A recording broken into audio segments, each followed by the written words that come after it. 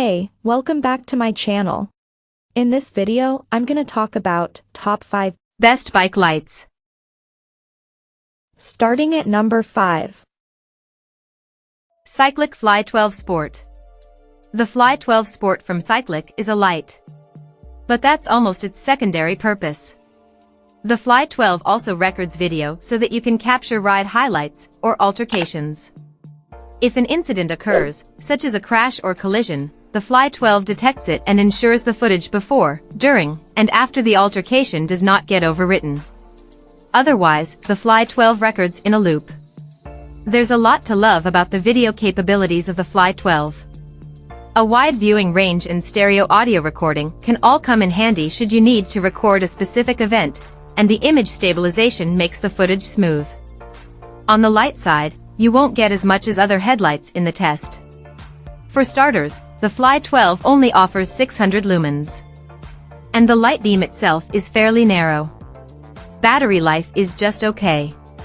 With the camera rolling and the light on medium, the Fly 12 went dead after 2 hours and 20 minutes. With just the camera rolling and the light off, Cycliq says you should get up to 7 hours of recording. There's an integrated home safe mode that starts when the battery is low to ensure you have lights for up to 30 minutes. Coming at number 4. NiteRider Lumina Micro. The Lumina Micro 900 from NiteRider uses the same mount as its big brother, the 1200 OLED Boost.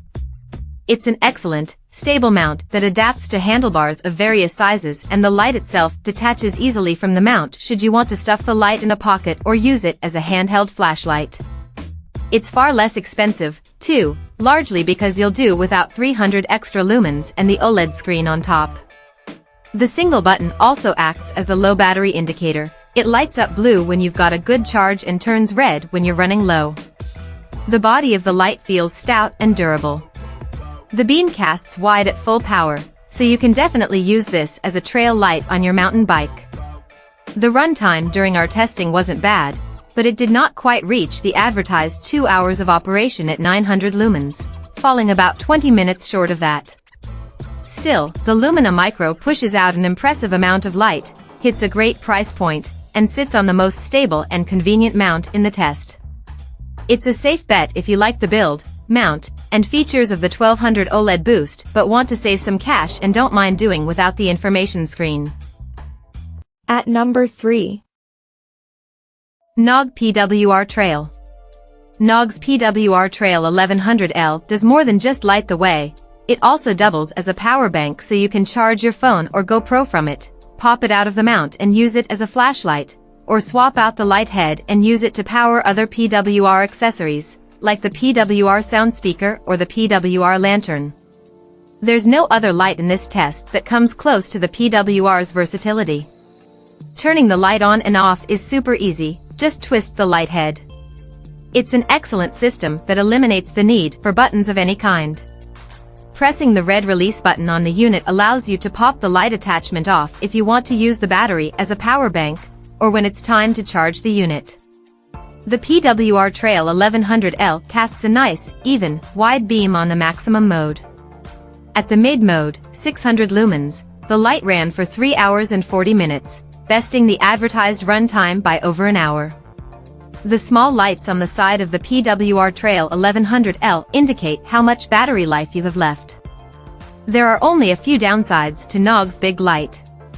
For starters, the mounting system was my least favorite among the test lights. It seems overcomplicated, though it does allow you to run the light underneath your handlebars easily. Number 2 of my list.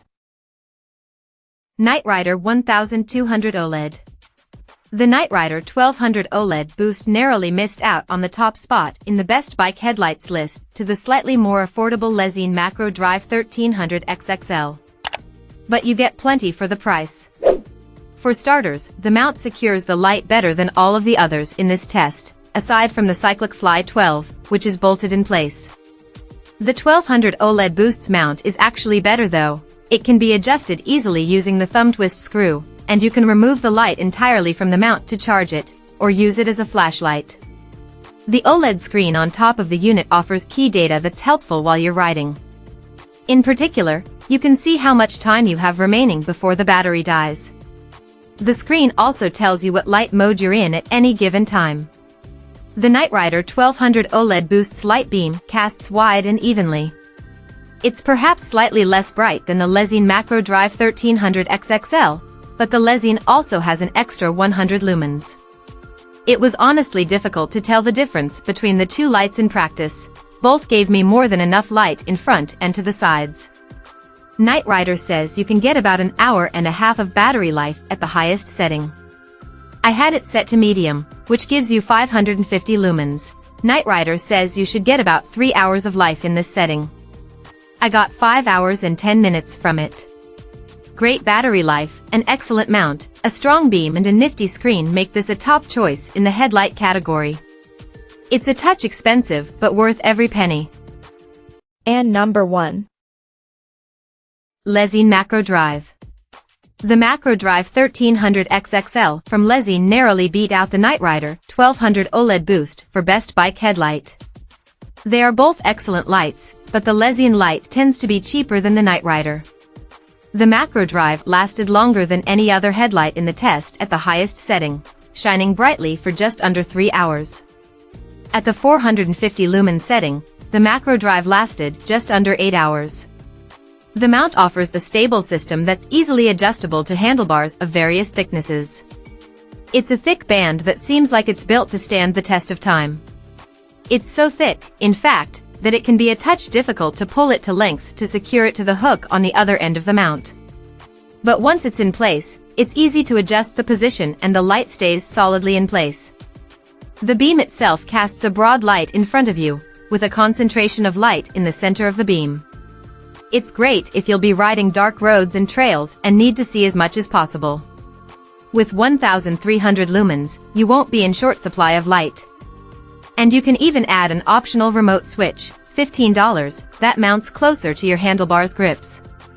That allows you to adjust the light level and pattern on the fly without having to remove your hands from the bar. The only real downside to the Lezyne Macro Drive 1300 XXL is its size. It's on the heavy side for a light at 208 grams, and it takes up a bit more handlebar space than the thinner mount on the NiteRider 1200 OLED Boost. Check out this video description for latest price and more informations.